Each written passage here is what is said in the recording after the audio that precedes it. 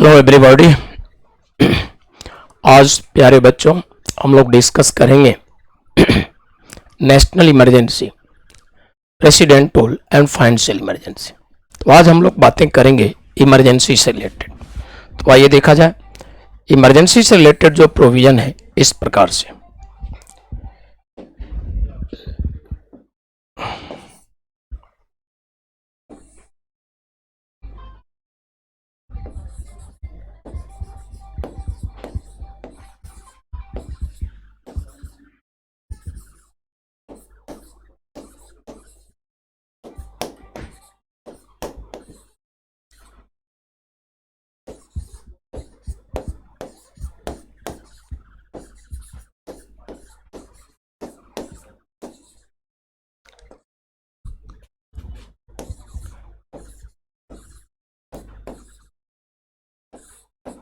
तो आज के क्लास में हम लोग डिस्कस करेंगे इमरजेंसी प्रोविजन, आपातकालीन उपवन।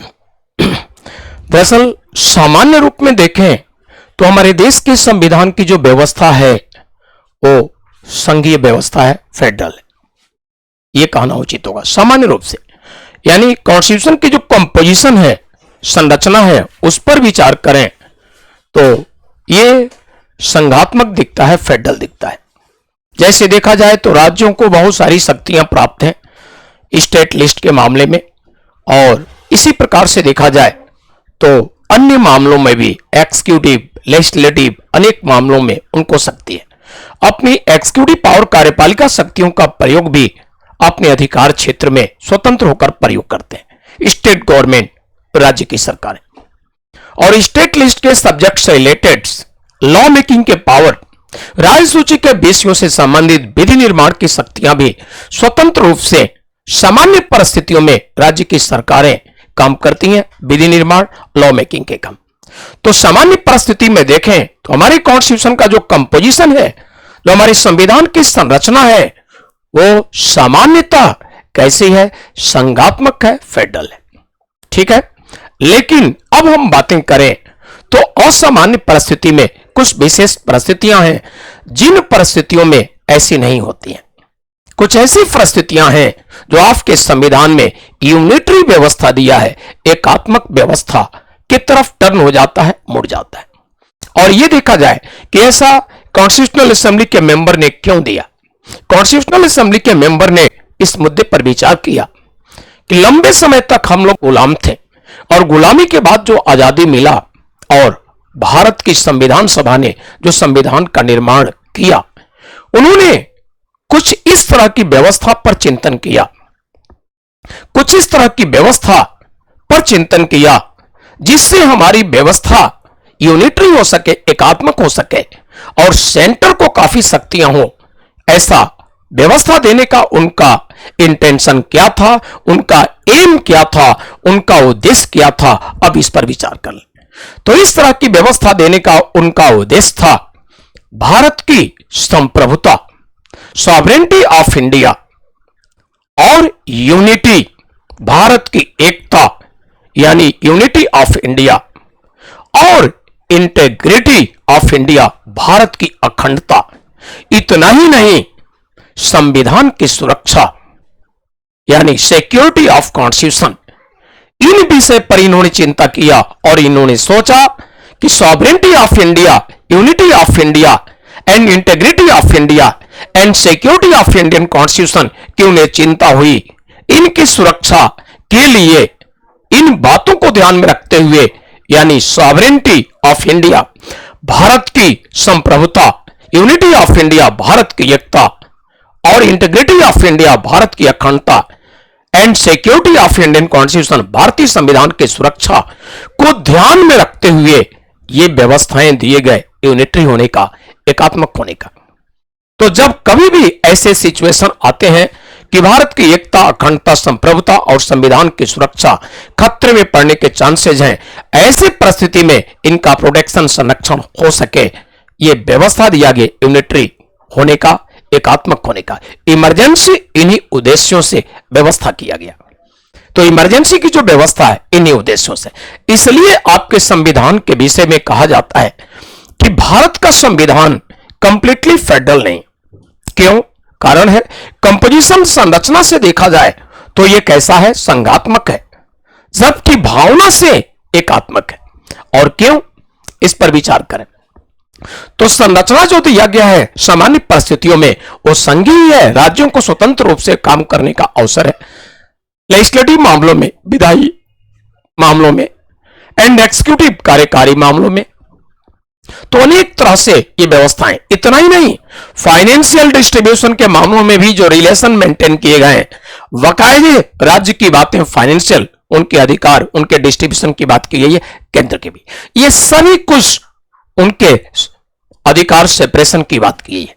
लेकिन जब यूनिटरी व्यवस्था, इमरजेंसी की बात होती है तो सभी राज्यों पर, या ये कहिए कि भारत के सभी क्षेत्रों में, चाहे एक्सिक्यूटिव मामला हो, लेजिस्लेटिव हो या फाइनेंशियल, इन सभी मामलों में केंद्र का कंट्रोल, नियंत्रण होता है।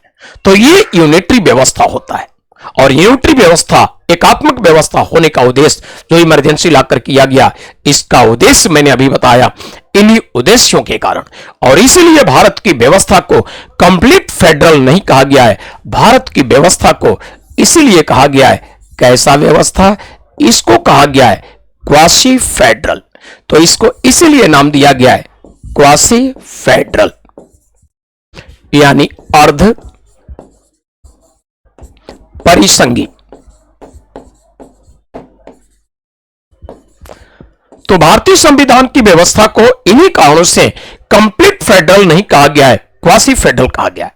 यानी सामान्य परिस्थितियों में फेडरल राज्यों को भी अधिकार, केंद्र को भी अपने अपने शक्तियों को प्रयोग कर रहे हैं। राज्य स्वतंत्र होकर के राज्य की सरकारें अपनी जिम्मेदारी को संभाल रहे हैं, अपने शक्ति का प्रयोग करते हुए, ये सामान्य परिस्थिति में। ठीक ऐसा देखने में लगेगा कि पूरी तरह से फेडरल प्रोविजन है, राज्यों को बहुत सारी शक्तियां हैं और केंद्र अपनी, और राज्य की सरकारें अपनी शक्तियों का प्रयोग कर रहे हैं। लेकिन असामान्य स्थिति आती है तो इस प्रकार से देखा जाए, केंद्र को इतने पावर जो राज्यों पर हर मामले में कंट्रोल, विधायी लेजिस्लेटिव मामलों में या एक्सिक्यूटिव कार्यकारी मामलों में, फाइनेंशियल डिस्ट्रीब्यूशन के मामले में, हर मामलों में कंट्रोल देखने को मिलता है सेंटर का स्टेट पर। इसलिए इन दोनों पर नजर डालें तो कहा जाएगा कि भारत की व्यवस्था कंप्लीट फेडरल नहीं है, क्वासी फेडरल है। फेडरल है बट कंप्लीटली नहीं, और कंप्लीटली यूनिटरी, एकात्मक भी नहीं है, क्योंकि ऑलवेज ये यूनिटरी व्यवस्था नहीं होता। सामान्यतः अभी मैंने बोला फेडरल होता है, कुछ विशेष ऐसी स्थितियां संविधान में जिनमें यूनिटरी हो जाता है। इन्हीं कारणों से हमारे एक्सपर्ट मानते हैं कि संपूर्णतः कंप्लीटली इंडियन कॉन्स्टिट्यूशन पर नजर डाला जाए, स्टडी किया जाए, तो भारत की व्यवस्था कंप्लीट फेडरल नहीं होता, न कंप्लीट यूनिटरी होता। यह व्यवस्था जो है भारत की, ये क्वासी फेडरल होता है, अर्ध परिसंघी होता है।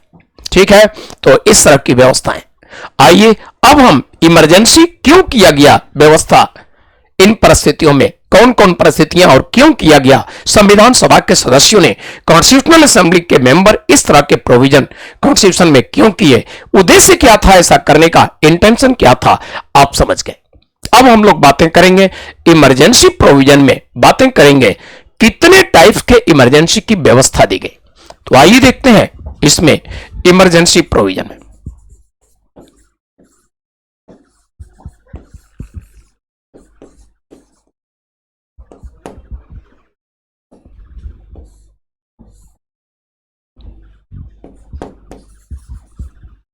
आपातकालीन उपवन,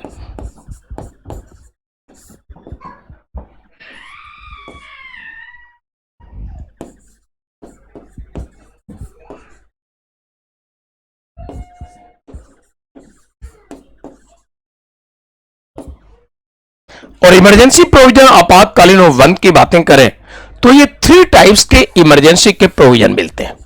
3 प्रकार के इमरजेंसी के प्रोविजन मिलते हैं। फाइन फर्स्ट होता है, ये होगा नेशनल इमरजेंसी।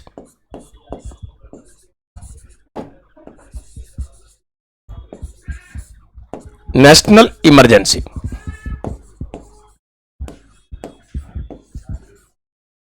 राष्ट्रीय आपातकाल,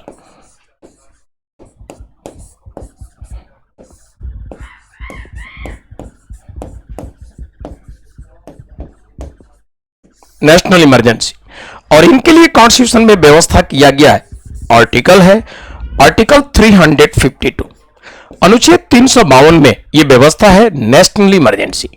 एंड सेकेंड होता है, यह होता है प्रेसिडेंटल।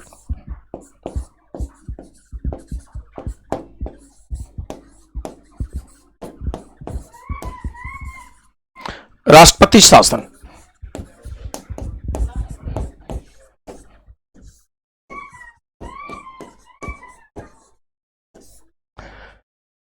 और इसके लिए कॉन्स्टिट्यूशन में व्यवस्था है आर्टिकल 356। एंड नेक्स्ट इमरजेंसी ये है फाइनेंशियल इमरजेंसी।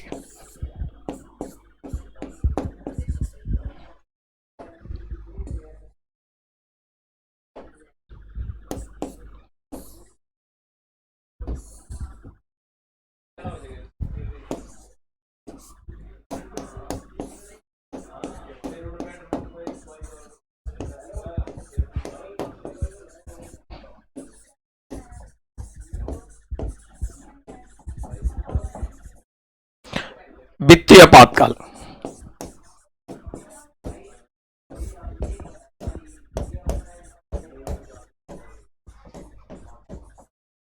ये 3 टाइप की व्यवस्था, और इनके लिए व्यवस्था है आर्टिकल 360।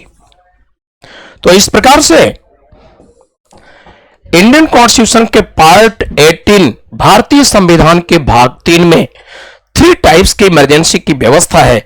और 3 टाइप्स की इमरजेंसी की जो व्यवस्था दी गई है इंडियन कॉन्स्टिट्यूशन के पार्ट 18 में भारतीय संविधान के अनुच्छेद 18 में, ये व्यवस्थाएं आर्टिकल्स 352 से लेकर और 360 में, जो ये क्रम से आपने देखा 3 टाइप्स की इमरजेंसी।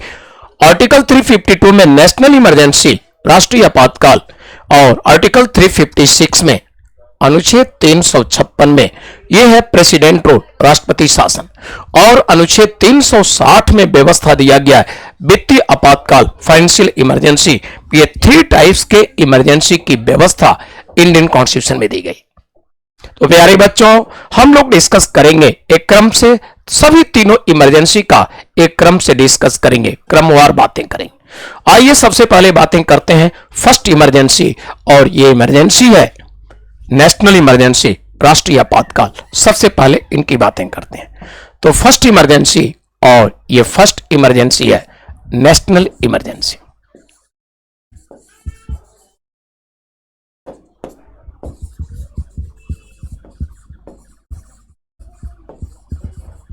राष्ट्रीय आपातकाल।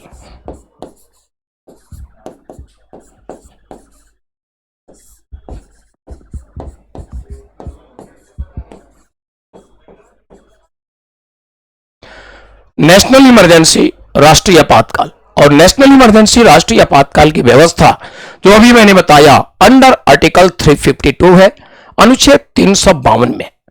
नेशनल इमरजेंसी जो व्यवस्था है, सबसे पहले हम लोग ये बातें करेंगे कि इस इमरजेंसी के अनाउंस करने का और इसको इंप्लीमेंट लागू करने का आखिर ग्राउंड क्या है, किस आधार पर, किन परिस्थितियों में ये इमरजेंसी अनाउंस किए जाते हैं, इसके बारे में हम लोग बातें करेंगे। तो ग्राउंड, इस इमरजेंसी के अनाउंस करने का ग्राउंड इस प्रकार से, इस इमरजेंसी के अनाउंस करने का ग्राउंड, आधार देखा जाए किस आधार पर अनाउंस होता है, ग्राउंड इस प्रकार से। नंबर फर्स्ट होता है, और यह होगा बाह्य आक्रमण।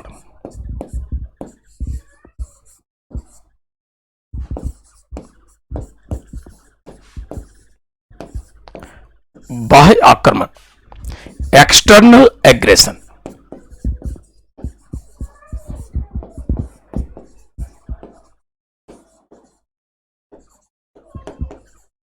ये पहला ग्राउंड है। एंड सेकेंड ग्राउंड होगा, ये होगा युद्ध।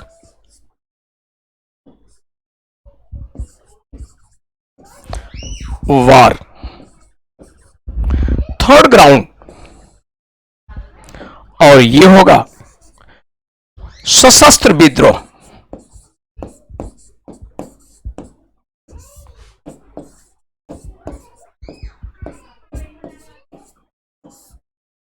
Armed rebellion.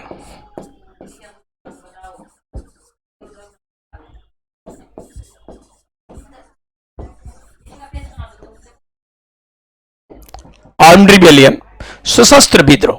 तो इस प्रकार से ये देखें 3 ग्राउंड है, इन्हीं ग्राउंड के बेसिस पर नेशनल इमरजेंसी अनाउंस करने की व्यवस्था दी गई। ऐसा नहीं कि कभी भी किन्हीं परिस्थिति में सरकार जब चाहे कर सकती है, ऐसा नहीं। सरकार जो ये व्यवस्था देगी इसके लिए ग्राउंड दिए गए, इसके आधार क्लियर दिए गए, किस आधार पर राष्ट्रीय आपातकाल की उद्घोषणा होगी, वो पहला ग्राउंड है, पहला आधार है बाह्य आक्रमण, और दूसरा है युद्ध, तीसरा है सशस्त्र विद्रोह। ये ग्राउंड है, इन्हीं ग्राउंड्स के बेसिस पर नेशनल इमरजेंसी अनाउंस होते हैं बाय प्रेसिडेंट। फर्स्ट ग्राउंड आपने देखा external aggression, second war and third armed rebellion. देखिए एक्सटर्नल एग्रेशन बाह्य आक्रमण से मतलब क्या है।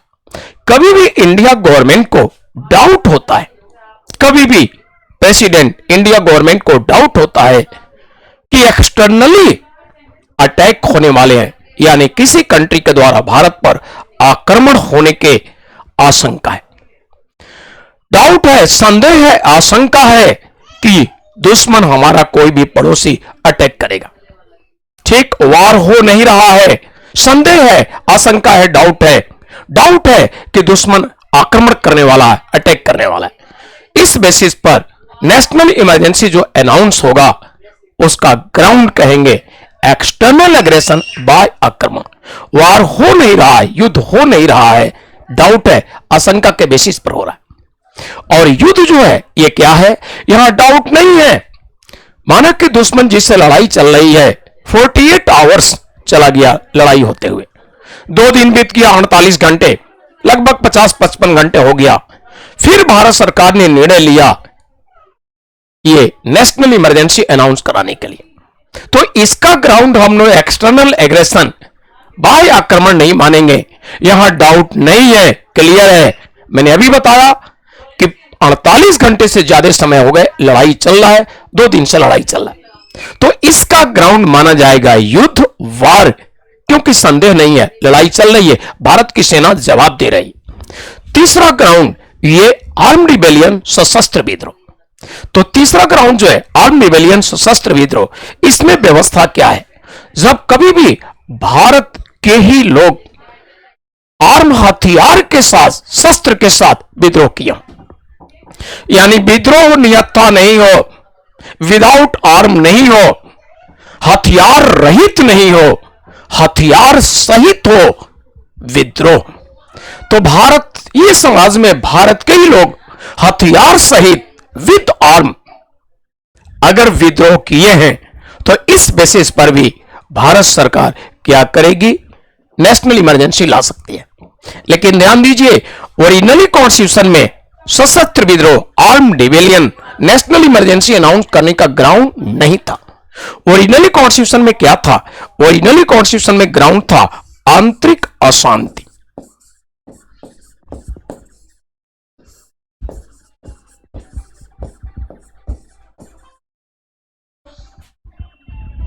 ये ओरिजिनली कॉन्स्टिट्यूशन में ग्राउंड था आंतरिक अशांति, इंटरनल डिस्टर्बेंस,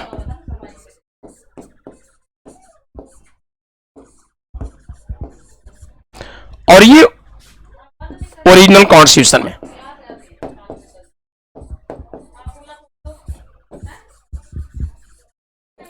तो ओरिजिनल कॉन्स्टिट्यूशन में व्यवस्था था। इस प्रकार से इंडिया में स्वर्गीय इंदिरा गांधी जी ने इंटरनल डिस्टर्बेंस के बेसिस पर नेशनल इमरजेंसी अनाउंस भी की। कब की बात है, 1975 में। तो 1975 में इंटरनल डिस्टर्बेंस, आंतरिक अशांति के आधार पर इंदिरा गांधी की सरकार ने, ये इंदिरा गांधी हमारे देश की प्राइम मिनिस्टर थी।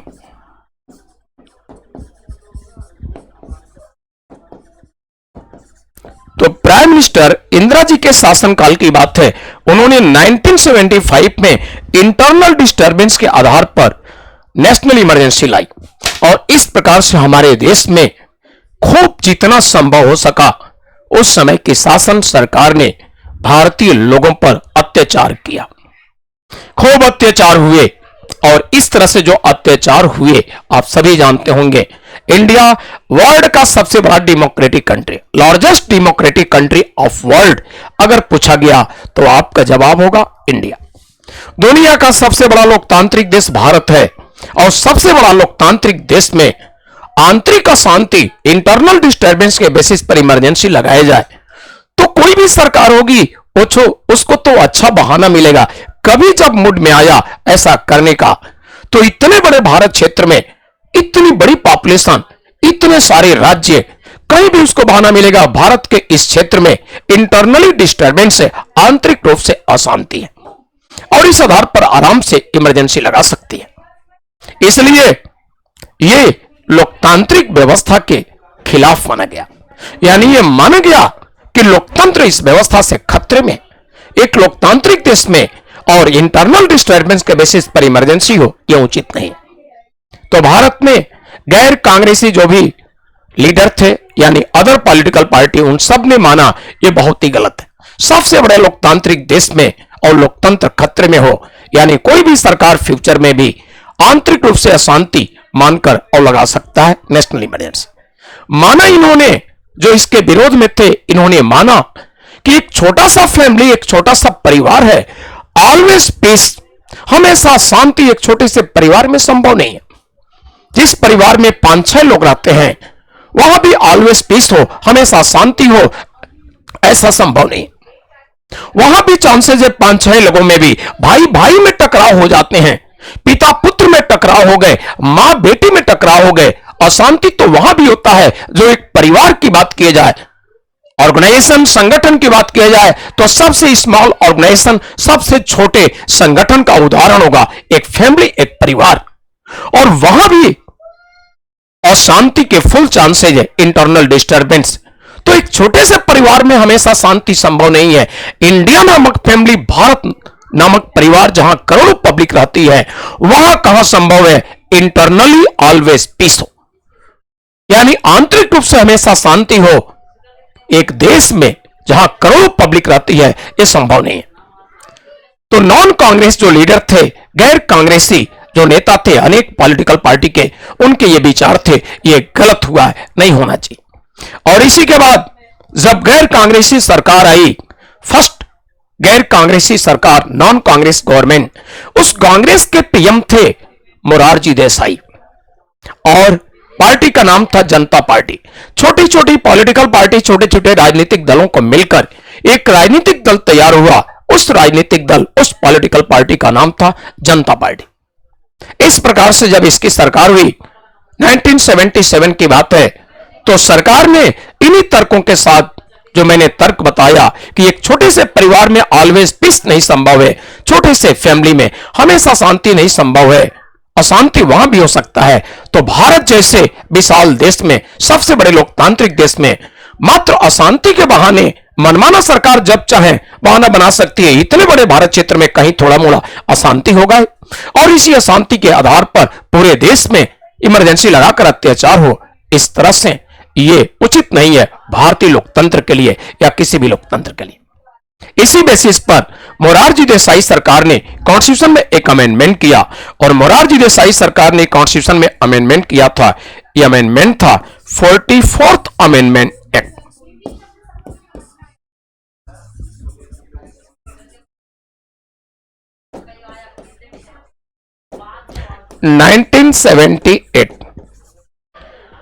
और इस अमेंडमेंट एक्ट के द्वारा, 44 अमेंडमेंट के द्वारा जो व्यवस्था किया गया वो व्यवस्था इस तरह से, इसके द्वारा व्यवस्था जो किया गया, सरकार ने क्या किया, इसमें आर्म रिबेलियन, इंटरनल डिस्टर्बेंस के द्वारा इनके जगह एक नया वर्ड एडिट कर दिया और ये कर दिया आर्म्ड रिबेलियन।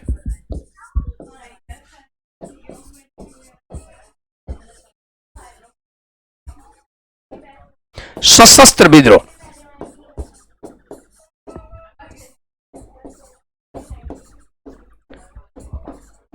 तो इसी अमेंडमेंट के द्वारा इंटरनल डिस्टर्बेंस को, आंतरिक अशांति को समाप्त कर दिया गया और इसी अमेंडमेंट के द्वारा एक नया ग्राउंड एडेड किया गया, ये आर्म रिबेलियन, सशस्त्र विद्रोह, यानी विद आर्म, सशस्त्र सहित सशस्त्र रहित नहीं, सशस्त्र सहित, शस्त्र सहित, शस्त्र रहित नहीं, शस्त्र सहित।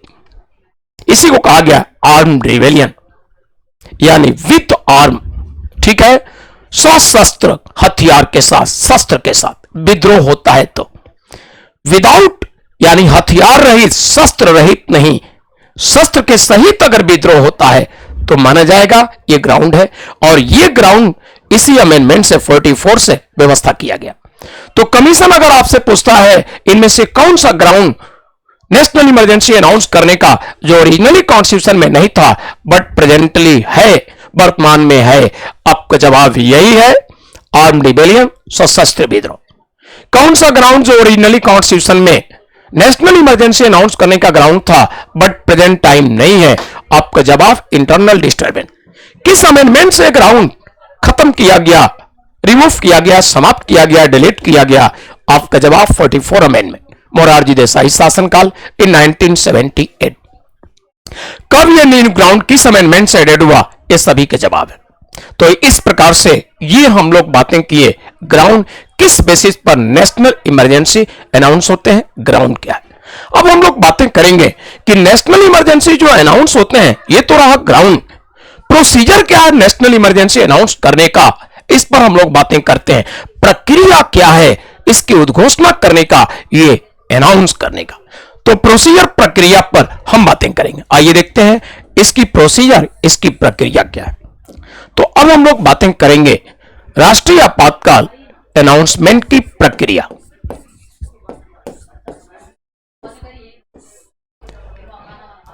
ठीक है, तो हम लोग बातें करेंगे प्रक्रिया, प्रोसीजर। और प्रक्रिया की बात करें तो इस प्रकार से इंडियन कॉन्स्टिट्यूशन में जो प्रक्रिया इसके लिए दी गई है, ये प्रक्रिया है PM and cabinet, prime minister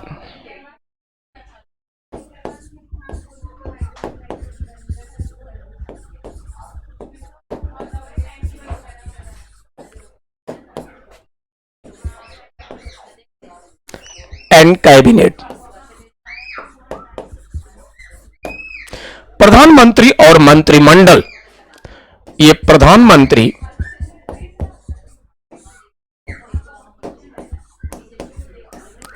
और मंत्रिमंडल,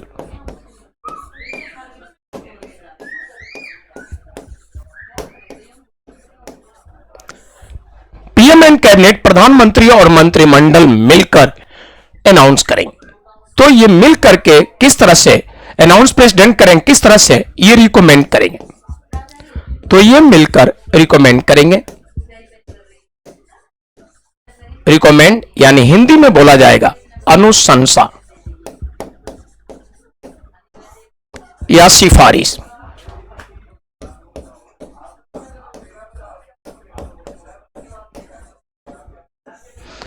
तो यहां बच्चों ध्यान में देना है, PM and council of ministry मैंने नहीं लिखा है, प्रधानमंत्री मंत्रिपरिषद मैंने नहीं लिखा है, कैबिनेट लिखा है।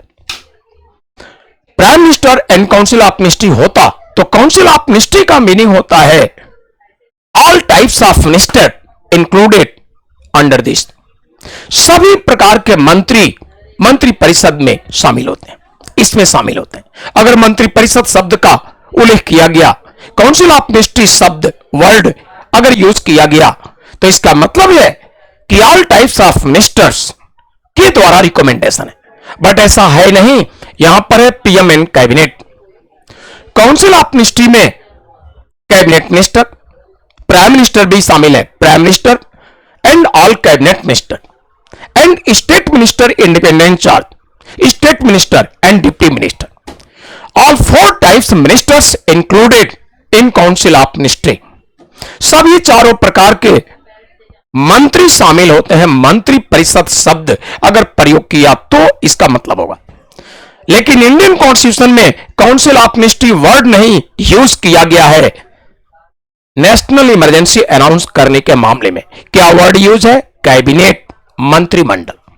ठीक है, यह व्यवस्था है यहां पर। सभी मंत्री नहीं, कैबिनेट का जो मिनिस्टर्स होते हैं वो इंडिया के 15 to 20 मिनिस्ट्री, 15 से 20 मंत्रालय हैं जनरली, 15 टू 20 इतना, ये 15 टू 20 जनरली मिनिस्ट्रीज जो है, इतने जो मिनिस्ट्रीज हैं, इतने मंत्रालय, इनके जो टॉप मिनिस्टर हैं, इन 15 से 20 मिनिस्ट्रीज के जो टॉप मिनिस्टर्स हैं वो कैबिनेट के कैटेगरी में आते हैं। जैसे फाइनेंस मिनिस्ट्री के top minister Nirmala Sitharaman ji cabinet minister कहे जाएंगे।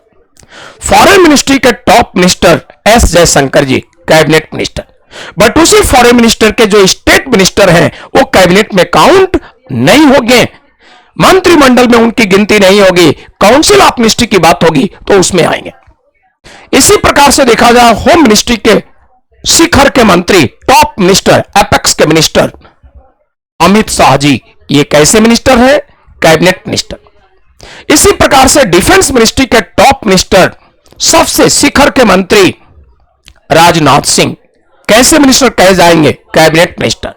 बट उसी होम मिनिस्ट्री के जो नीचे के मिनिस्टर्स हैं, स्टेट मिनिस्टर, डिप्टी मिनिस्टर, ये कैबिनेट के कैटेगरी में नहीं आएंगे, काउंसिल ऑफ मिनिस्ट्री में उनकी गिनती होगी, काउंट किया जाएगा। तो जैसे फाइनेंस मिनिस्ट्री है, आप जानते होंगे जीवन बीमा डिपार्टमेंट है, LIC लाइफ इंश्योरेंस डिपार्टमेंट, ठीक, तो किसी मंत्री के अंडर में। इसी प्रकार से बैंकिंग कोई मंत्री के अंडर में, यानी स्टेट मिनिस्टर, डिप्टी मिनिस्टर, इस तरह से ये बांटे गए हैं।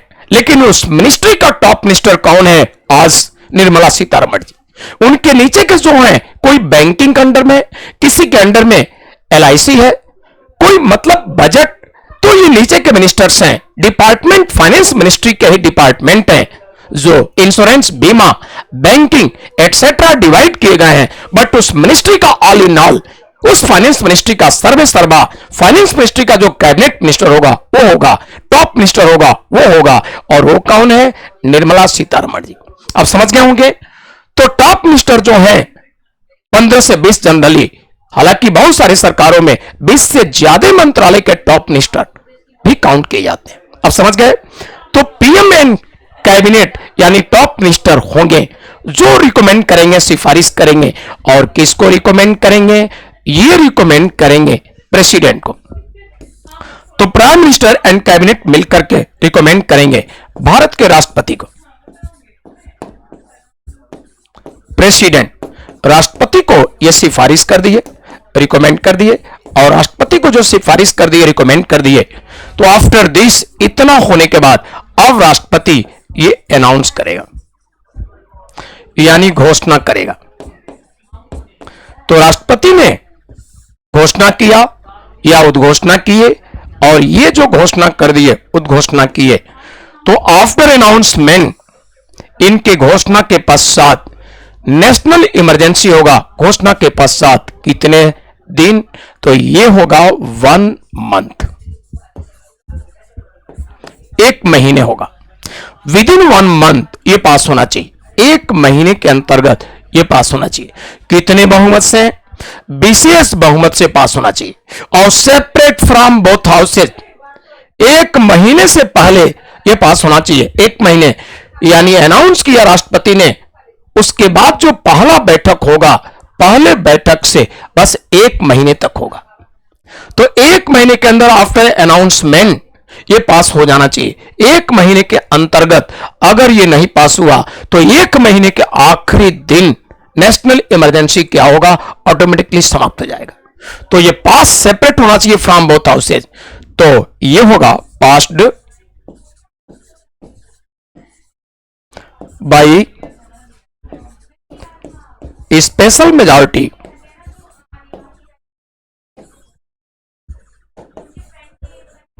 passed by special majority of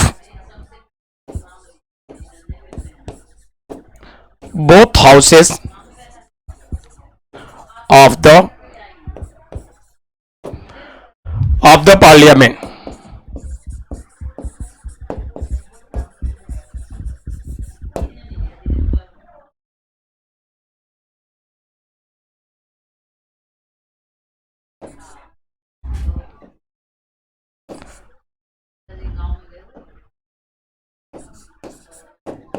संसद के दोनों सदनों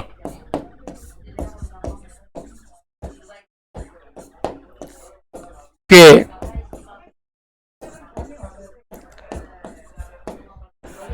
विशेष बहुमत द्वारा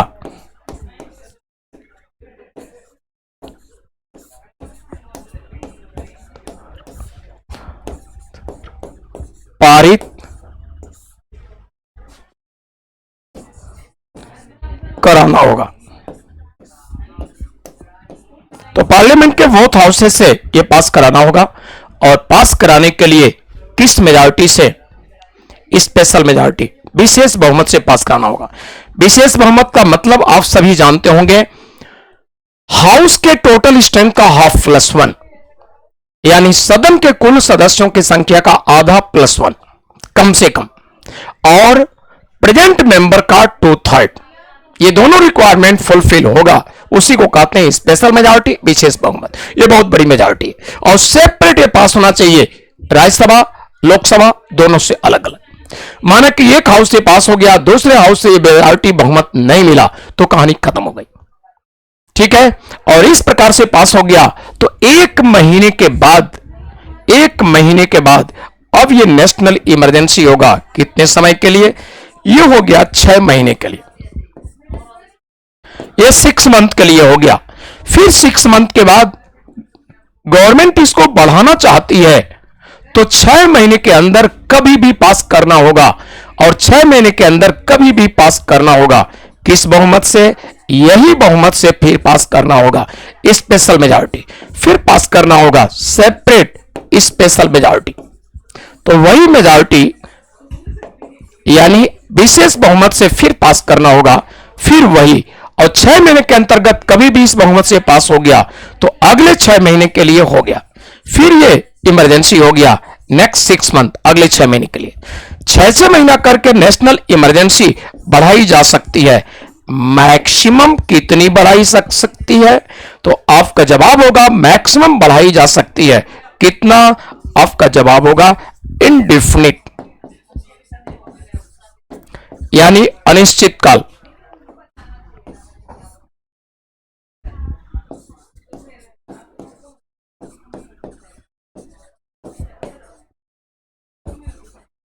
इंडेफिनिट, अनिश्चित काल बढ़ाई जा सकती है। कोई लिमिटेशन, कोई सीमा नहीं है, बस हर बार यह बहुमत मिलना चाहिए। तो एक बार इस प्रोसीजर पर फिर मैं चर्चा कर दूं।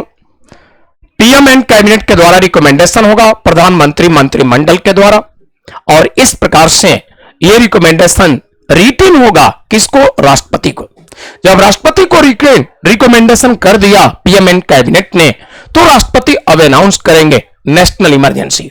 और नेशनल इमरजेंसी जब राष्ट्रपति अनाउंस किए, तो राष्ट्रपति के अनाउंसमेंट के बाद यह होगा 30 डेज, 1 महीने के लिए। विद इन 1 मंथ अगर अलग अलग दोनों सदनों से विशेष बहुमत स्पेशल मेजॉरिटी से पास हो गया, तो 1 महीने के बाद यह होगा 6 मंथ, 6 महीने के लिए।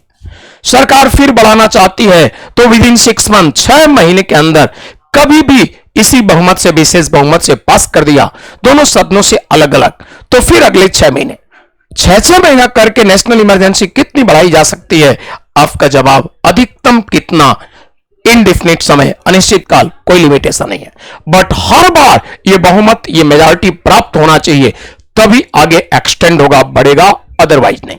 ध्यान दीजिए, इस प्रकार से एक बार इंदिरा जी ने ऐसा भी किया था 1975 में कि अकेले ही नेशनल इमरजेंसी के लिए रिकमेंड कर दिया, और बाद में अपने कैबिनेट मिनिस्टर को बताया कि मैंने तो नेशनल इमरजेंसी के लिए रिकमेंड कर दिया।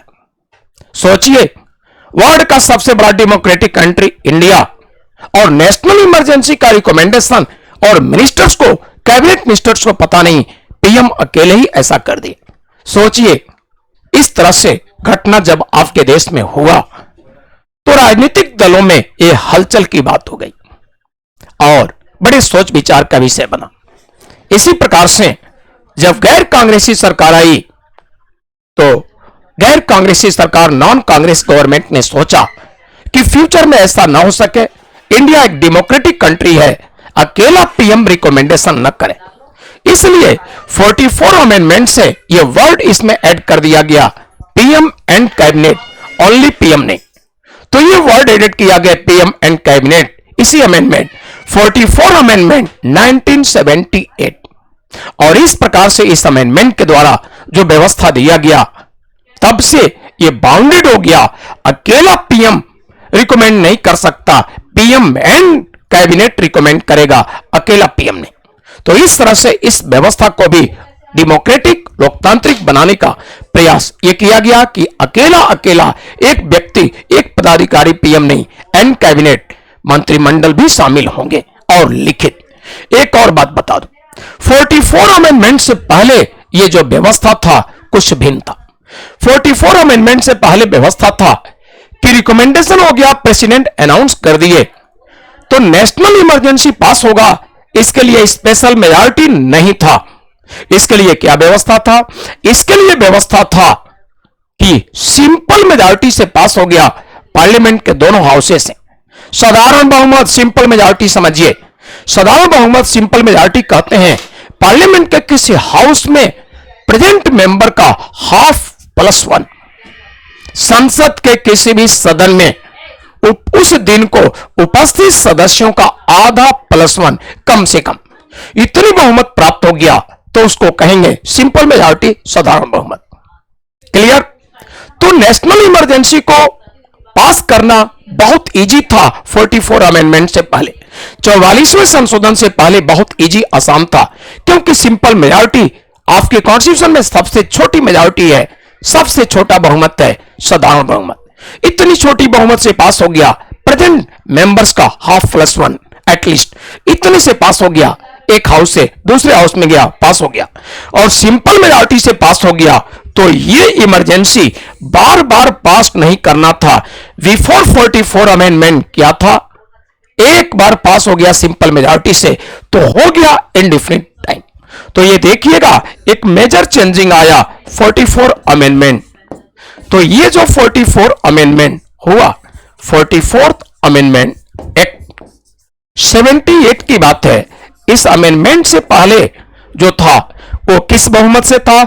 इसके बाद व्यवस्था कर दिया गया अकेला पीएम नहीं, इस अमेंडमेंट से व्यवस्था किया गया पीएम एंड कैबिनेट, यानी प्रधानमंत्री और मंत्रिमंडल, अकेला पीएम ये काम नहीं करेंगे। इसके पहले अकेले पीएम भी किए।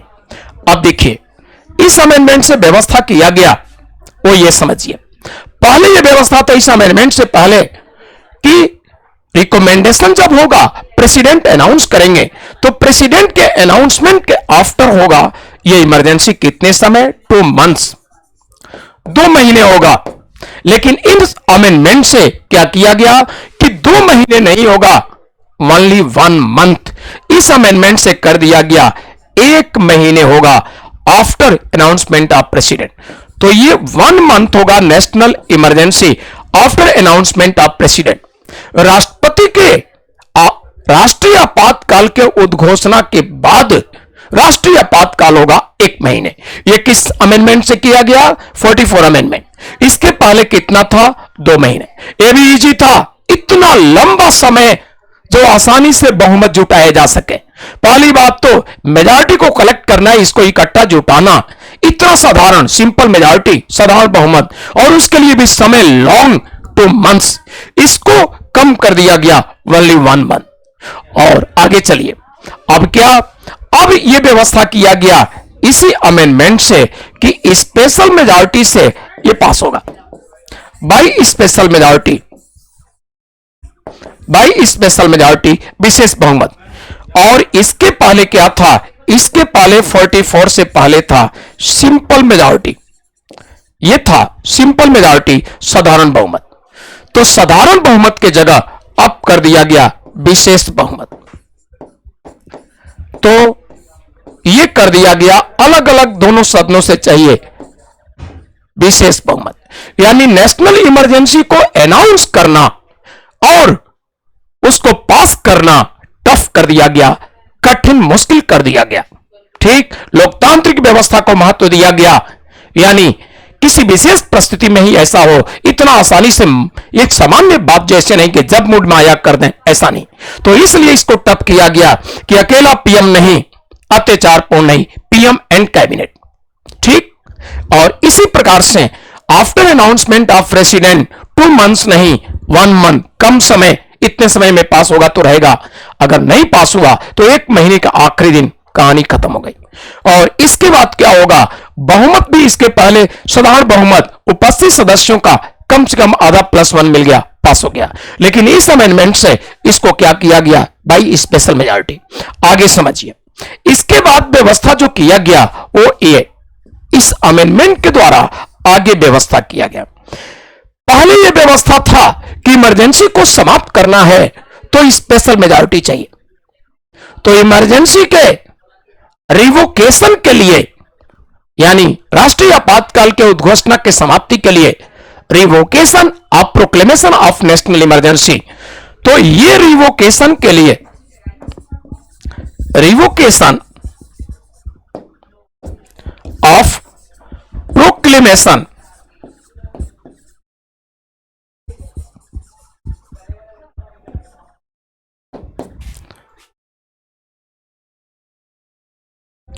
ऑफ नेशनल इमरजेंसी,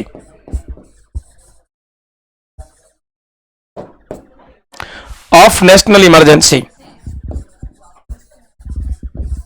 कितना समय, ये राष्ट्रीय आपातकाल की घोषणा को समाप्ति के लिए, राष्ट्रीय आपातकाल के उद्घोषणा की समाप्ति, इसको कहेंगे राष्ट्रीय आपातकाल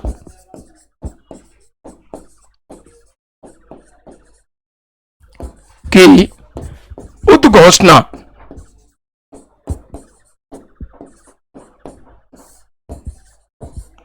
की समाप्ति के लिए व्यवस्था था।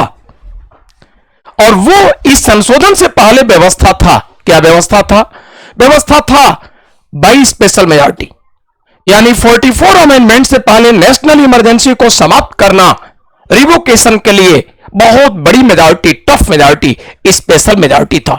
सेपरेट पास होना चाहिए from both houses, special majority, ठीक है। लेकिन by this amendment national emergency को समाप्त कर देना सिंपल मेजॉरिटी से कर दिया गया, और दोनों हाउस नहीं, सिर्फ लोकसभा से। तो नेशनल इमरजेंसी को लागू करना 44 अमेंडमेंट से टफ किया गया, लेकिन इसको समाप्त करना रिवोकेशन के लिए क्या किया गया, इजी कर दिया गया। लेकिन इसके पहले नेशनल इमरजेंसी को अनाउंस करना, नेशनल इमरजेंसी को अनाउंस करना आसान था और उसको समाप्त करना टफ किया गया, उल्टा था। अब उसको उलट दिया गया, इमरजेंसी को अनाउंस कर दिया गया, लागू करना है तो मुश्किल हो गया, समाप्त करना है तो क्या कर दिया गया, आसान कर दिया गया। ये लिबरल बनाया गया, लोकतांत्रिक बनाया गया। दूसरी चीज, इस अमेंडमेंट से व्यवस्था किया गया, इस अमेंडमेंट से पहले क्या था, इस अमेंडमेंट से पहले व्यवस्था था, इस अमेंडमेंट से पहले व्यवस्था यह रखा गया, इस अमेंडमेंट से पहले बाउंडेड व्यवस्था था। और बाउंडेड व्यवस्था क्या था कि भारत के किसी भी क्षेत्र में अशांति कहीं भी कुछ ऐसी दिखती होंगी, लेकिन ऑल ओवर इंडिया में नेशनल इमरजेंसी लगेगा। 44 अमेंडमेंट से व्यवस्था किया गया कि ऐसा बाउंडेड बाध्य नहीं होगा, भारत के किसी पर्टिकुलर एरिया, यह व्यवस्था कर दिया गया। इसके द्वारा पर्टिकुलर टेरिटरी यानी विशेष क्षेत्र, इसके द्वारा व्यवस्था कर दिया गया विशेष क्षेत्र, क्षेत्र विशेष में, विशेष क्षेत्र में भी यह लागू हो सकता है, ऑल ओवर इंडिया नहीं। और इसके पहले कि भारत के किसी पर्टिकुलर एरिया में कोई प्रॉब्लम है, नेशनल इमरजेंसी मात्र उस राज्य में लगना चाहिए, लेकिन नहीं, 44 अमेंडमेंट से पहले प्रोविजन था ऑल ओवर इंडिया में नेशनल इमरजेंसी लगेगा, बाउंडेड था। जबकि भारत के किसी एक राज्य में कोई प्रॉब्लम है, समस्या है, लेकिन पूरे भारत में 44 से व्यवस्था किया गया, ऐसा नहीं पर्टिकुलर टेरिटरी में, क्षेत्र में, या पूरे भारत में जैसी जरूरत होगी भारत की सरकार करेगी, बाउंडेड नहीं होगा, ऑल ओवर इंडिया। आप समझ गए होंगे। तो ये इतना बड़ा चेंजिंग, इतना बड़ा परिवर्तन इसके द्वारा किया गया। और इस प्रकार से देखा जाए तो नेशनल इमरजेंसी में ये जो चेंजिंग परिवर्तन जो लाए गए, ये परिवर्तन जो लाए गए, चेंजिंग परिवर्तन आपने जो देखा, ये इतना बड़ा चेंजिंग परिवर्तन, ये आसान किए गए, ये आसान किए गए, सॉरी, ये आसान किए गए और आसान जो किए गए इन्हीं उद्देश्यों के साथ कि पब्लिक पर अत्याचार इत्यादि न हो सके। तो ये तो आपने देखा नेशनल इमरजेंसी के प्रोसीजर, मैंने इस चार्ट में आपको दिखाया कि किस तरह से नेशनल इमरजेंसी अनाउंस होगा। मैंने अभी बताया कि प्रेसिडेंट को PM and cabinet written recommend करेंगे, लिखित सिफारिश, ओरल, मौखिक नहीं। अर्थात नेशनल इमरजेंसी जो अनाउंस कराना है, यह पावर रियली प्रेसिडेंट को नहीं है, गवर्नमेंट के पास है, और रिटन होगा रिकमेंडेशन, फिर प्रेसिडेंट अनाउंस करेंगे। बाकी प्रोसीजर मैंने चार्ट में दिखाया। 44 अमेंडमेंट से जो मेजर चेंजिंग हुए, परिवर्तन मुख्य रूप से, वो भी आपने देखा। इससे पहले क्या थे वो भी आपने देखा। अब हम लोग बातें करेंगे कि नेशनल इमरजेंसी जो लगेगा, इसका हमारे समाज पर प्रभाव क्या होगा, इस पर हम लोग बातें करेंगे। ठीक है, तो इस पर हम लोग बातें करेंगे। आइए देखा जाए इफेक्ट ऑफ नेशनल इमरजेंसी।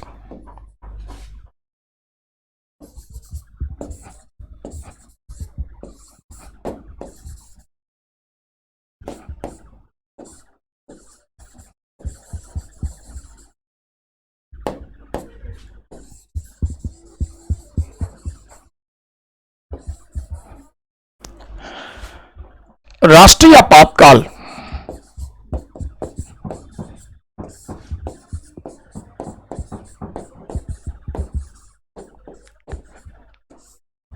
का प्रभाव।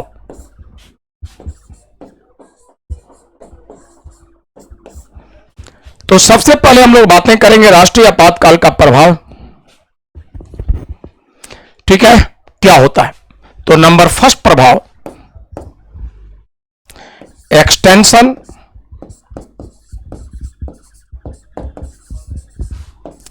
ऑफ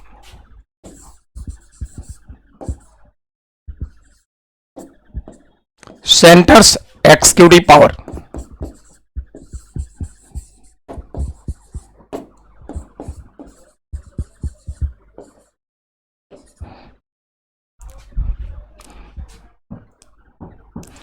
केंद्र की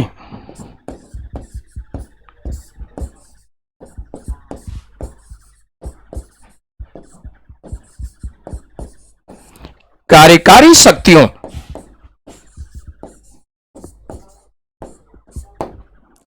केंद्र की कार्यकारी शक्तियों का विस्तार।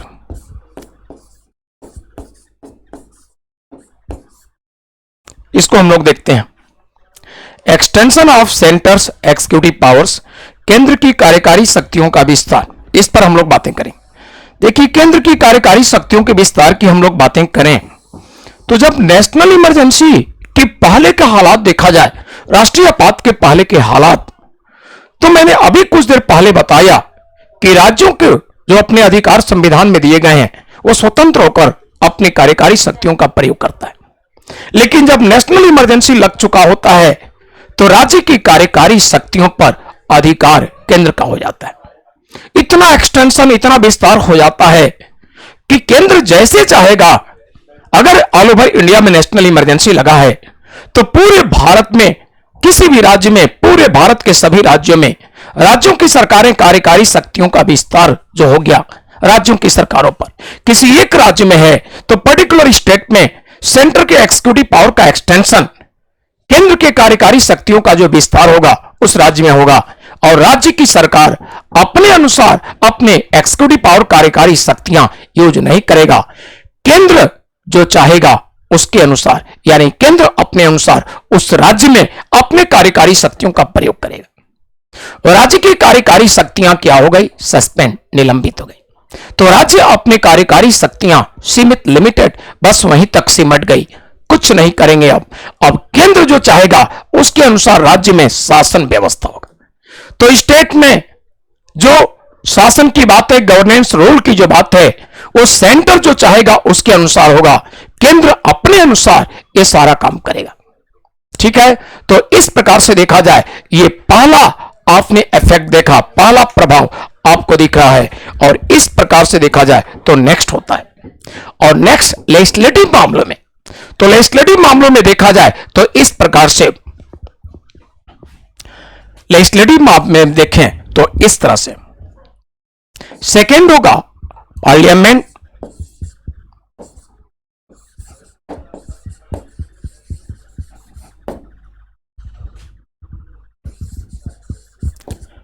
empowered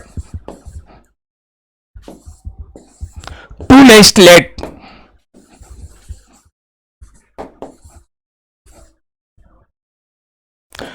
parliament empowered to legislate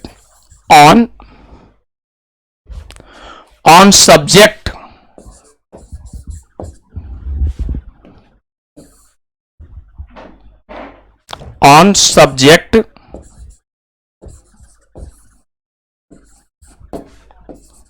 of state. तो इस प्रकार से संसद को राज्य के विषयों पर विधि निर्माण की शक्ति हो जाती है। संसद को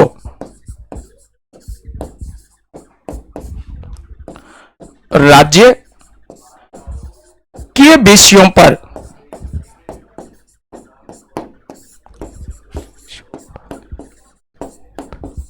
विधि निर्माण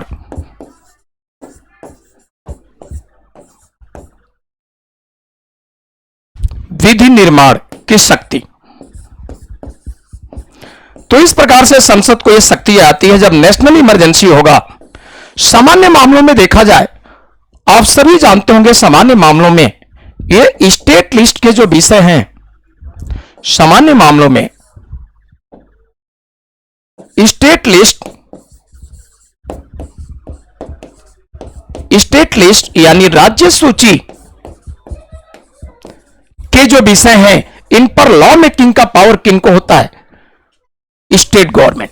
तो सामान्य मामलों में इन पर स्टेट गवर्नमेंट, राज्य सरकार को कानून बनाने की शक्ति है। बट इमरजेंसी के परिस्थिति में देखा जाए, ये नेशनल इमरजेंसी के परिस्थिति में तो सेंट्रल गवर्नमेंट को अब पावर हो जाता है, और सेंट्रल गवर्नमेंट इन विषय पर लॉ मेकिंग करती है कि इन परिस्थिति में, नेशनल इमरजेंसी के परिस्थिति में। तो सामान्य परिस्थितियों में जो स्टेट लिस्ट के विषय पर स्टेट गवर्नमेंट को, रिलेटेड स्टेट गवर्नमेंट को पावर होता है लॉ मेकिंग का।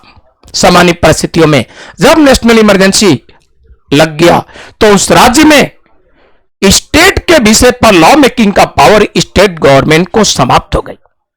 अब स्टेट से रिलेटेड जो भी लॉ मेकिंग का पावर होगा, उस विषय से संबंधित लॉ मेकिंग पार्लियामेंट में होगा।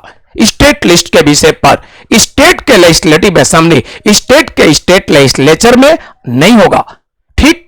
दूसरी चीज, स्टेट का बजट भी स्टेट के लेजिस्लेटिव असेंबली, राज्य के विधानसभा में नहीं आ सकता। स्टेट लेजिस्लेटिव असेंबली, स्टेट का लेजिस्लेचर, राज्य का विधानमंडल, राज्य का विधानसभा। आपके कंट्री में कुछ ऐसे स्टेट हैं जहां स्टेट लेजिस्लेचर बाई कैमरल है, दो सदनी है, यानी लेजिस्लेटिव असेंबली विधानसभा और legislative council Vidhan Parishad. Other में देखा जाए तो एक हाउस है लेजिस्लेटिव असेंबली। तो जो भी स्टेट के लेजिस्लेचर है, सिंगल हाउस हो या बाई कैमरल, नेशनल इमरजेंसी होगा तो स्टेट लेजिस्लेचर पावरलेस होगा लॉ मेकिंग के मामले में। लेजिस्लेटिव मामले में शक्तियां उनकी छीन हो गई, सस्पेंड हो गई, उनकी पावर खत्म हो गया। अब उनके विषय पर लॉ मेकिंग का पावर किसको हो गया? नेशनल इमरजेंसी के मामलों में सेंट्रल गवर्नमेंट, केंद्र की सरकार स्टेट लिस्ट के विषय पर कानून बनाएगी। स्वयं हुआ राज्य की सरकार अपनी बजट अपने लेजिस्लेटिव असेंबली में इंट्रोड्यूस नहीं कर सकती, अपने राज्य की विधानसभा में अपना बजट प्रस्तुत नहीं कर सकती। उस राज्य का बजट सेंट्रल गवर्नमेंट इंट्रोड्यूस करेगा। और कहां पर केंद्र सरकार उस राज्य का बजट कहां प्रस्तुत करेगा? लोकसभा में। यानी स्टेट लेजिस्लेचर, स्टेट की लेजिस्लेटिव असेंबली इतनी वीक, कमजोर हो गई नेशनल इमरजेंसी के कारण। जो वो स्वयं अपना बजट तक अपने विधानसभा लेजिस्लेटिव असेंबली में प्रस्तुत नहीं कर सकता, इंट्रोड्यूस नहीं कर सकता, उस राज्य का बजट नेशनल इमरजेंसी के कारण इतना पावरलेस हो गया, इतनी शक्तिशाली केंद्र की लेजिस्लेटिव पावर, पार्लियामेंट इतना शक्तिशाली हो गया कि उस राज्य का बजट पार्लियामेंट के लोअर हाउस लोकसभा में प्रस्तुत किया जाएगा। ये सारे इफेक्ट है नेशनल इमरजेंसी में। इस प्रकार से और भी बातें यहां पर देखा जाए तो पाई जाती हैं। और बातें क्या, तो वित्तीय संबंधों में परिवर्तन। तो आगे देखते हैं नेक्स्ट। इसी प्रकार से नेक्स्ट होगा थर्ड, और यह होगा changes in financial relation. Changes in financial relation.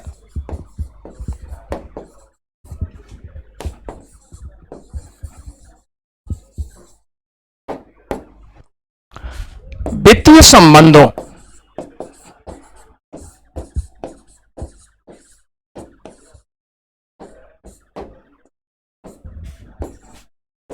में परिवर्तन।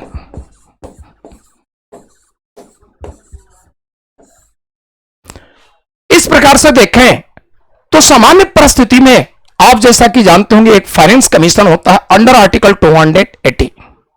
तो भारतीय संविधान का ये आर्टिकल है आर्टिकल 280। अंडर दिस आर्टिकल 280 में ये व्यवस्था है एक फाइनेंस कमीशन की, एक वित्त आयोग की।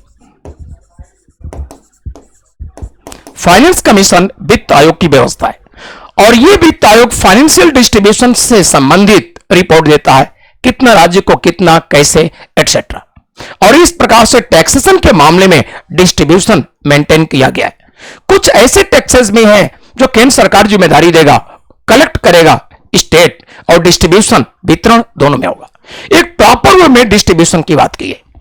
लेकिन जब नेशनल इमरजेंसी लग गया तो स्टेट की सारी जिम्मेदारी, एक्सिक्यूटिव, लेजिस्लेटिव, सभी कुछ शासन, प्रशासन और विधायी सभी जिम्मेदारी केंद्र संभाल रहा है। इसलिए केंद्र को मौका मिल गया, अब उनको अलग से सेपरेट फाइनेंस डिस्ट्रीब्यूशन की रिक्वायरमेंट जरूरत नहीं रही। तो ये डिस्ट्रीब्यूशन भी, फाइनेंशियल डिस्ट्रीब्यूशन, वितरण भी प्रभावित होते हैं। इसलिए कहा जाएगा कि नेशनल इमरजेंसी के कंडीशन में जो प्रभाव पड़ता है वो बहुत ही ब्रॉड, बहुत व्यापक। और नेक्स्ट हम देखें तो ये होगा fourth, fundamental right for effect. Fourth होगा और ये होगा इफेक्ट ऑन फंडामेंटल राइट्स।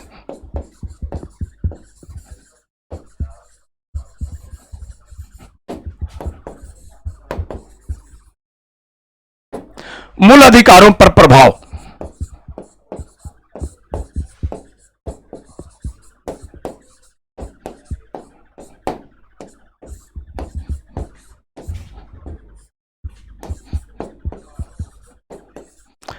इस प्रकार से होगा। देखिए, अगर national emergency under article 352, under article 352 अनुच्छेद 352 के अंतर्गत नेशनल इमरजेंसी अगर एक्सटर्नल एग्रेशन,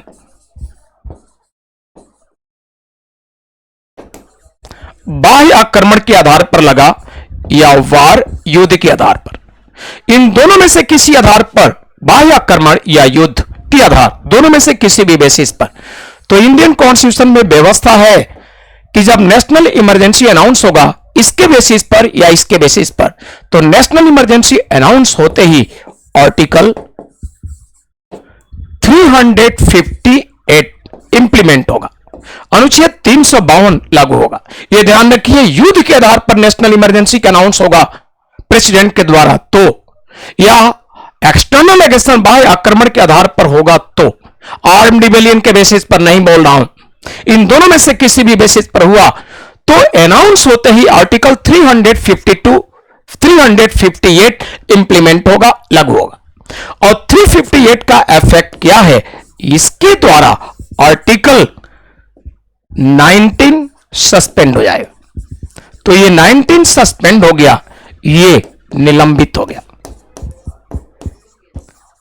यानी 19 के अंडर जो फ्रीडम हमें है, 6 फ्रीडम है, समझिए, बहुत महत्वपूर्ण फ्रीडम है। क्या फ्रीडम है? इसमें 19 में फ्रीडम दिया गया है to freedom of speech and expression. 19 part first के ए में, 19 पार्ट फर्स्ट के बी में, to assemble peacefully and without arm, शांतिपूर्ण और निरायुध सम्मेलन का। ठीक। नेक्स्ट दिया गया है to form association, to form association और यूनियंस और कोऑपरेटिव सोसाइटी, यानी संगम या संघ या सहकारी समिति बनाने का। आगे फ्रीडम है to move freely throughout the territory of India, संपूर्ण भारत राज्य क्षेत्र में संचरण या भ्रमण की स्वतंत्रता। नेक्स्ट फ्रीडम है, और वो फ्रीडम है to reside and settle all over India, संपूर्ण भारत राज्य क्षेत्र में निवास या अधिवास की स्वतंत्रता। और नेक्स्ट एंड लास्ट फ्रीडम है कोई वृत्ति, उपजीविका, व्यापार या कारोबार की स्वतंत्रता। टू प्रैक्टिस, और किस तरह से? To practice any profession, trade और बिजनेस, ये फ्रीडम यहां दिया गया। एनी प्रोफेशन, ट्रेड, बिजनेस, ये फ्रीडम दिया गया। और किसके लिए? सिर्फ भारत के नागरिकों के लिए। तो ये एक ऐसा व्यवस्था है अंडर आर्टिकल 19 पार्ट फर्स्ट, जो व्यवस्था दिया गया है। वो क्या व्यवस्था है? भारत के नागरिकों को ये फ्रीडम सिर्फ और सिर्फ सिटीजन ऑफ इंडिया, अदर को नहीं। इतने महत्वपूर्ण फ्रीडम, जो क्रोड ऑफ फंडामेंटल राइट कहा जाता है, मूल अधिकारों का क्रोड, वह निलंबित हो जाता है, सस्पेंड हो जाता है। लेकिन आप सोच रहे होंगे एक ही फंडामेंटल राइट, नेशनल इमरजेंसी, राष्ट्रीय आपातकाल के प्रभाव का शिकार, राष्ट्रीय आपातकाल का प्रभाव एक ही मूल अधिकार पर पड़ता है, ऐसा नहीं है। अदर फंडामेंटल राइट के सस्पेंशन, निलंबन के लिए व्यवस्था इस प्रकार से दिए गए, और उनके लिए व्यवस्था है अदर फंडामेंटल राइट्स के लिए। अदर फंडामेंटल राइट्स,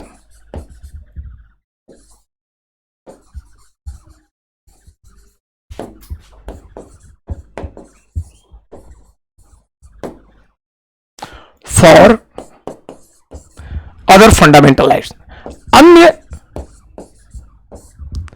मूल अधिकारों के लिए।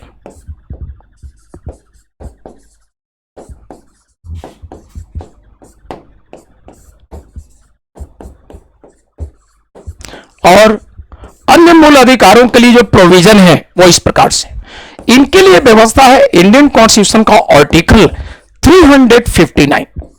अंडर दिस आर्टिकल व्यवस्था है, और व्यवस्था दिया गया है कि सरकार हमारी जब कभी भी अदर फंडामेंटल राइट्स को चाहती है सस्पेंड करना, तो अंडर आर्टिकल सरकार क्या करेगी? इंडिया के प्रेसिडेंट को, भारत के राष्ट्रपति को रिकमेंड करेगी। तो गवर्नमेंट हमारी, यानी central government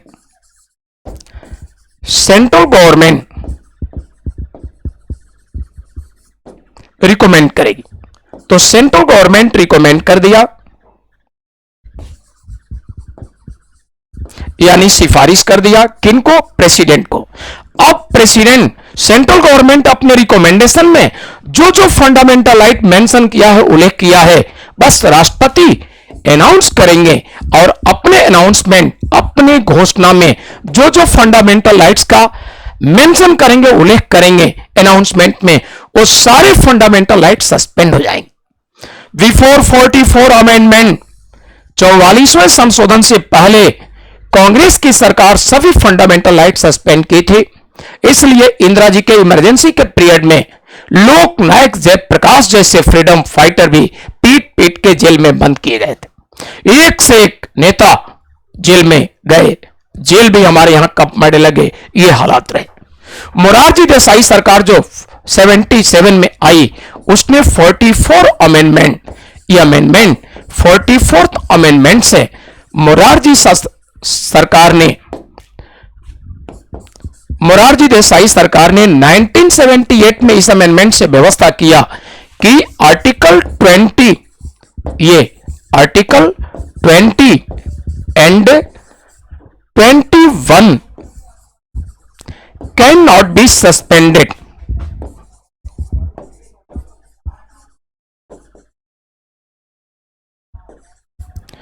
article 20 and 21 can not be suspended in emergency condition.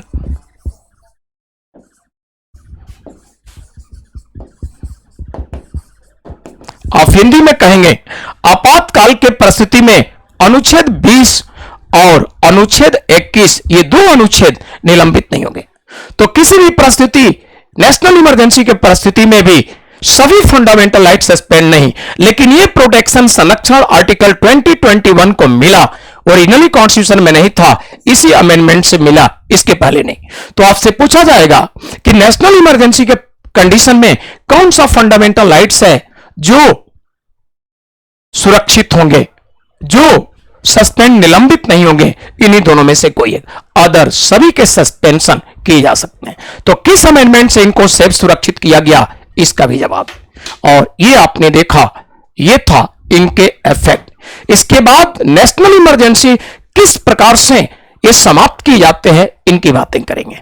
तो आइए देखा जाए नेशनल इमरजेंसी के उद्घोषणा की समाप्ति। अब हम लोग बातें करें नेशनल इमरजेंसी, राष्ट्रीय आपातकाल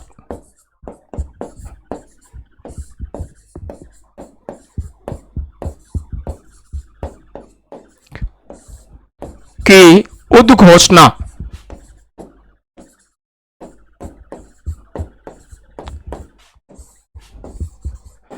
की समाप्ति।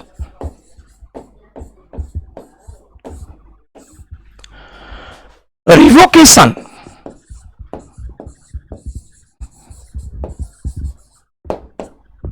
ऑफ प्रोक्लेमेशन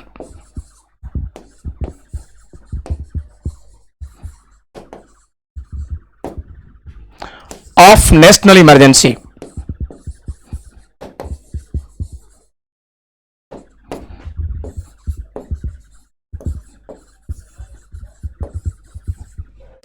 तो राष्ट्रीय आपातकाल का उद्घोषणा की समाप्ति कैसे होगा, इस पर हम लोग बातें करेंगे। देखिए, राष्ट्रीय आपातकाल का उद्घोषणा की समाप्ति की जो बात की गई है, एक तो जब कभी भी अनाउंस हुआ और चाहती है हमारी गवर्नमेंट समाप्त करना रोकना, तो बस रिकमेंड करेगी, राष्ट्रपति वापस ले लेंगे। ये सामान्य रूप से एग्जीक्यूटिव के द्वारा होता है। और आगे जो समाप्त करने की व्यवस्था है वो कैसे, ध्यान दीजिए। पहले तो अनाउंसमेंट में हमने बताया कि अनाउंसमेंट हुआ और किस तरह से लागू होगा। मैंने बताया कि अनाउंसमेंट हुआ, एक महीने के अंदर अगर नहीं पास हुआ तो एक महीने के लास्ट में ऑटोमेटिकली समाप्त हो जाएगा। माना कि अनाउंसमेंट हुआ और अनाउंसमेंट के बाद लोकसभा डिसॉल्व हो गया, तो फिर कैसे ये नेशनल इमरजेंसी होगी, इस पर बातें करेंगे। अनाउंसमेंट हुआ और एक महीना के पहले लोकसभा का डिसॉल्व हो गया, बट एक महीने के अंदर राज्यसभा पास कर दिया है। लोकसभा अपने अस्तित्व में आया पुनः इलेक्शन के आफ्टर फर्स्ट सिटिंग के बाद अगर विद इन 1 मंथ पास कर देता है लोकसभा, तो हो जाएगा 6 महीने के लिए। लेकिन माना कि अनाउंस हुआ और लोकसभा डिसॉल्व हो गया और एक महीने के अंदर राज्यसभा पास नहीं किया, तो नेशनल इमरजेंसी एक महीने के आखिरी दिन समाप्त हो जाएगा। क्लियर, ये समाप्त होने के तरीके। लेकिन आगे समाप्त करना है तो कैसे, ये समाप्ति की व्यवस्था यहां पर पास करके जो रिजोल्यूशन पास होगा, पास करके समाप्त करने का पावर राज्यसभा को नहीं है, सिर्फ लोकसभा को। तो लोकसभा के टोटल स्ट्रेंथ का कम से कम 1/10, लोकसभा के टोटल स्ट्रेंथ का एटलीस्ट 1/10 ऑफ टोटल। तो ये 1/10 ऑफ टोटल ऑफ लोकसभा। तो लोकसभा के कुल सदस्यों का 1/10 सदस्य क्या करेंगे, इस बात की सूचना देंगे। सूचना किसको देंगे, ये सूचना देंगे स्पीकर को। अगर सदन की बैठकें चल रही हैं, सेशन चल रहा है, तो माना कि सेशन नहीं चल रहा है, हॉलीडे है, सत्र अवसान का समय, सत्र नहीं चल रहा है, तो यह सूचना किसको देंगे, यह सूचना देंगे president of India.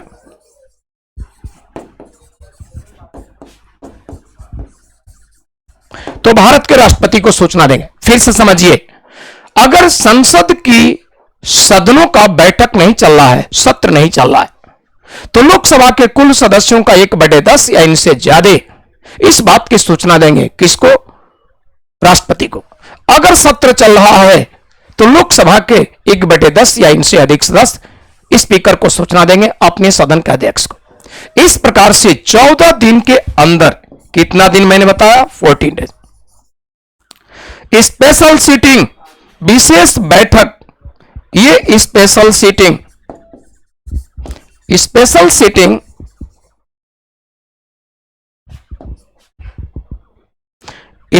Seating call करेंगे, यानी विशेष बैठक बुलाएंगे।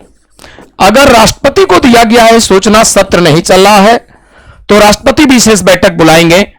सत्र चल रहे हैं, स्पीकर को सूचना सदस्यों ने दिया है तो स्पीकर विशेष बैठक बुलाएंगे।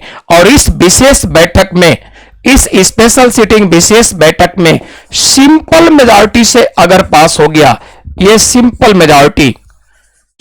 मेजॉरिटी साधारण बहुमत बचा चुका हूं, प्रेजेंट मेंबर का आधा +1 साधारण बहुमत, इतनी बहुमत से साधारण बहुमत से पास हो गया, ये साधारण बहुमत से अगर पास हो गया तो बस नेशनल इमरजेंसी समाप्त हो गया। ये लोकसभा से पास करने की जरूरत नहीं है, ये पावर सिर्फ राज्यसभा से पास करने की जरूरत नहीं है, सॉरी, ये पावर सिर्फ लोकसभा को है। अगर ये पूछा गया आपसे, इंटरव्यू बोर्ड वगैरह पूछा कि सिर्फ और सिर्फ लोकसभा को ये पावर क्यों दिया गया, आपका जवाब होगा union executive collectively responsible to Lok Sabha, और ये व्यवस्था है अंडर आर्टिकल 75। तो अनुच्छेद 75 में व्यवस्था है संघ की कार्यपालिका या संघ की मंत्रिपरिषद सामूहिक रूप से लोकसभा के प्रति उत्तरदायी है। इसीलिए यह सरकार के अगेंस्ट, सरकार को यह पावर इमरजेंसी लाने का, इसको समाप्त करने की शक्ति लोकसभा को दिया गया है। जिधर सरकार उत्तरदायी है उसी को उचित समझा गया, यह शक्ति होनी चाहिए, राज्यसभा को नहीं। नेशनल इमरजेंसी कब अनाउंस हुए, कब कितने बार, ये सभी बातें हम लोग करेंगे। तो 3 बार आज तक नेशनल इमरजेंसी यूज हुआ।